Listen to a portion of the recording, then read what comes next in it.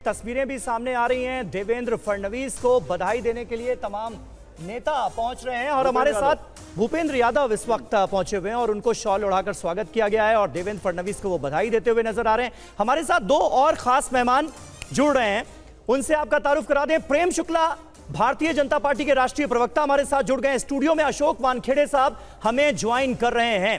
पहले तो प्रेम शुक्ला जी, इस बम्पर जीत के लिए बहुत बहुत बधाई आपको। क्या उम्मीदों के मुताबिक परफॉर्मेंस मानते हैं या फिर इस बार उम्मीदों से ज्यादा मिला है?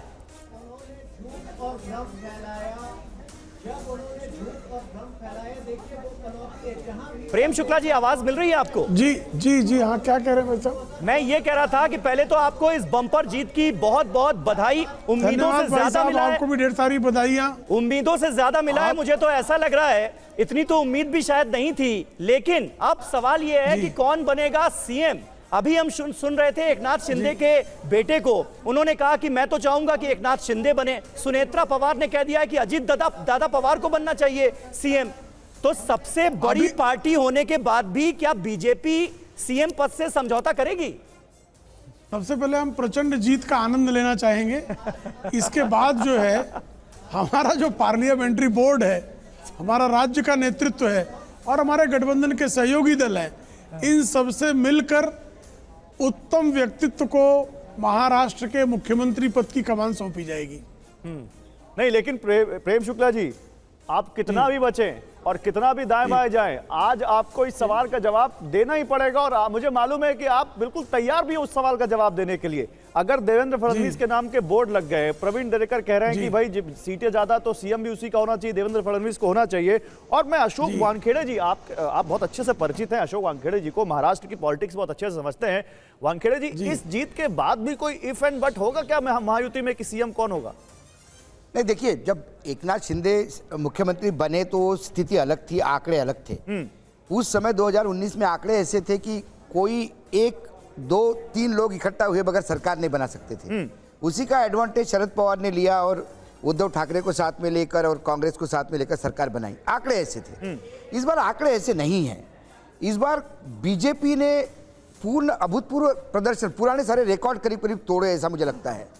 जब पूरे सारे रिकॉर्ड बीजेपी ने तोड़े तो ये मैंडेट बीजेपी के लिए और बीजेपी का वोट ट्रांसफर हुआ है। तो आप ये कह रहे हैं कि जो अजीत दादा को और शिंदे को जो सीट मिली है वो भी बीजेपी के रथ पे सवार होकर मिली है? मैं कहता हूं कि कई जगह, जैसा मराठवाड़ा हो या कोकण में हो या विदर्भ में हो, विदर्भ में यदि बाकी लोगों ने ज्यादा अच्छा किया है तो उसका पूरा श्रेय मैं बीजेपी को दूंगा। नहीं, लेकिन वानखेड़े जी, अभी एकनाथ शिंदे को हम खुद सुन रहे थे, उन्होंने इस आइडिया को खारिज कर दिया है कि भाई ऐसा कुछ हमारे बीच तय नहीं हुआ है कि जिसकी सबसे ज्यादा सीटें आएंगी मुख्यमंत्री उसी की पार्टी का होगा। देखिए, ऐसा नहीं है। सवाल यह है कि ये कॉमन सेंस है, इसमें कोई सोचने वाली बात नहीं है। पिछली बार वो जब मुख्यमंत्री के जगह उप मुख्यमंत्री भी बनाए जाते तो वो सरकार तोड़ के आए थे। एक बार रोकूंगा आपको, एक बार रोकूंगा, माफ कीजिएगा। जीत के बाद देवेंद्र फडणवीस का ट्वीट आ गया है, एक है तो सेफ है। लीजिए, फडणवीस किसको कह रहे हैं अब एक है तो सेफ है? पता नहीं, क्योंकि इलेक्शन तो हो गया है। अब फडणवीस क्या कह रहे हैं? मोदी है तो मुमकिन है, ये तो चलिए इनका बहुत बड़ा नारा है, लेकिन एक है तो सेफ है पूरे इलेक्शन में चलता रहा। जीत के बाद देवेंद्र फडणवीस का ट्वीट, मैं तो वो मैथ देख रहा हूं जो आंकड़े चल रहे हैं उस ट्वीट के ऊपर। बीजेपी और अजीत दादा को मिला दे तो भी सरकार बन रही है। सवाल यह है कि कोई किसी को डंप नहीं करेगा। हाँ। और मुझे लगता है मुख्यमंत्री पद के लिए कोई झगड़ा भी नहीं होगा। यदि बीजेपी ने मुख्यमंत्री पद चाहा तो भाई देवेंद्र फडणवीस मुख्यमंत्री थे, उप मुख्यमंत्री बने, अशोक चौहान मुख्यमंत्री थे, उसके बाद भी एक मंत्री बने ऑर्डिनरी। तो ये कोई बड़ी बात नहीं है। सवाल है कि सरकार चलाना, जो वादे किए हैं वो निभाना। और मुझे लगता है कि इसके लिए जो लाडली बहना का जो खास वादा किया था और वो एक बड़ी वजह रही, बड़ी लाडली बहना की है, ये आप यकीनन मानिए राजेश जी। लेकिन में पहली बार कैश ट्रांसफर हुआ इतना। हाँ। और दिवाली के टाइम पे 6,000 साढ़े 6,000 हजार ट्रांसफर करना।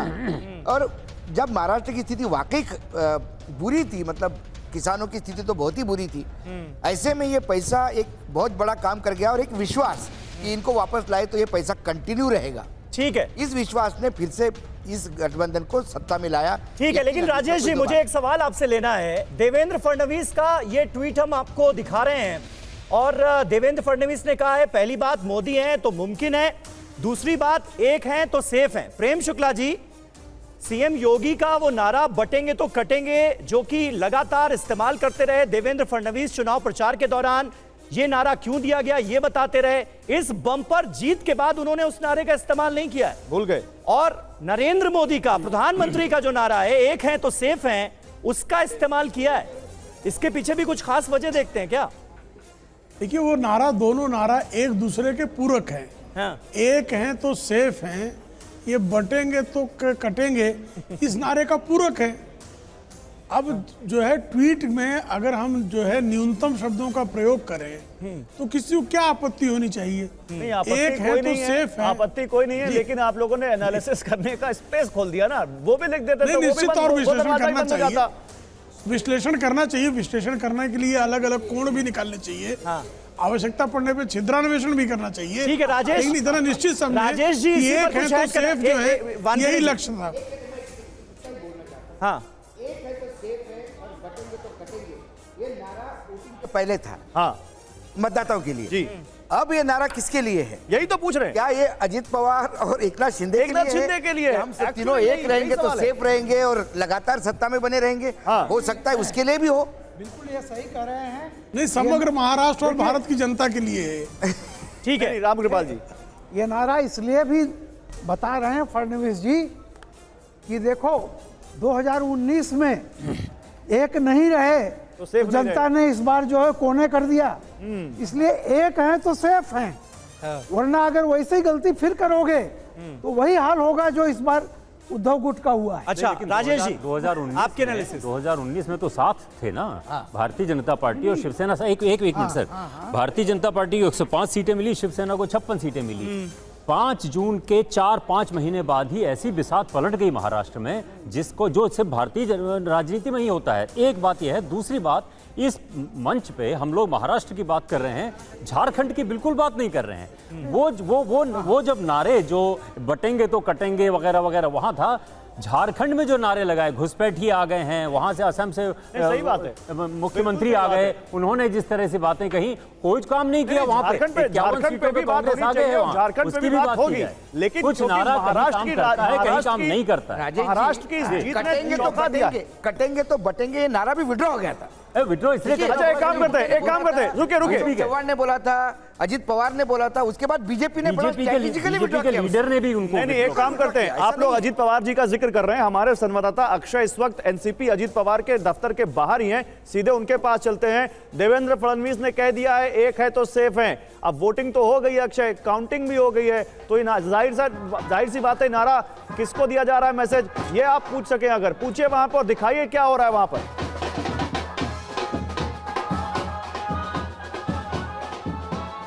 समीर, ये आपने मुझसे पूछा है? हाँ, आपसे ही पूछा है। गौरव बोल रहा हूं, अक्षय, समीर भी है लेकिन मैं गौरव बोल रहा हूं।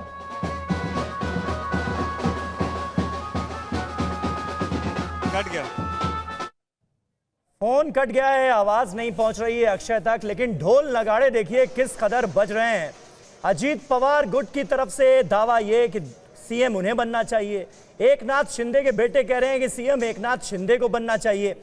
अब इसे लेकर कोई मसला रह गया है क्या प्रेम शुक्ला जी? इन बयानों से क्या ऐसा आभास आपको हो रहा है? क्योंकि विशेषज्ञ भी ये कह रहे हैं कि इस जीत में लाटकी बहना योजना का बहुत बड़ा हाथ है, और लाटकी बहना योजना का क्रेडिट तो एकनाथ शिंदे को ही जाता है। मुझे लगता है इस वजह से भी उनकी उम्मीदें जो हैं थोड़ी ज्यादा हैं। हर किसी के, हर कार्यकर्ता को अपने नेता के लिए सद्भावनाएं रखने का अधिकार है। लेकिन हम 3 दलों ने मिलकर चुनाव लड़ा है। भारतीय जनता पार्टी का parliamentary board, Bharatiya Janata party और भारतीय जनता पार्टी का विधायक दल और हमारे गठबंधन के सहयोगी दल सब मिलकर जो है ये तय कर लेंगे कि मुख्यमंत्री कौन होगा।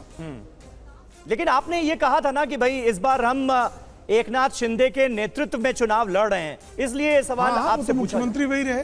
हाँ मुख्यमंत्री तो एकनाथ शिंदे, आज भी मुख्यमंत्री एकनाथ शिंदे ही हैं। जी, ठीक है। अभी इस पल तक तो मुख्यमंत्री एकनाथ शिंदे जी ही हैं। हाँ, ठीक है। अभी सीएम पद को लेकर कोई भी पार्टी आधिकारिक तौर पर पत्ते नहीं खोल रही है, लेकिन बयानबाजी का सिलसिला जारी है और पोस्टर्स लगने नहीं, और 26 नवंबर की अगर तारीख आई और ये तय है तो जाहिर सी बात है बहुत कुछ पहले से तय है, लेकिन उसके बावजूद औपचारिकता तो होगी।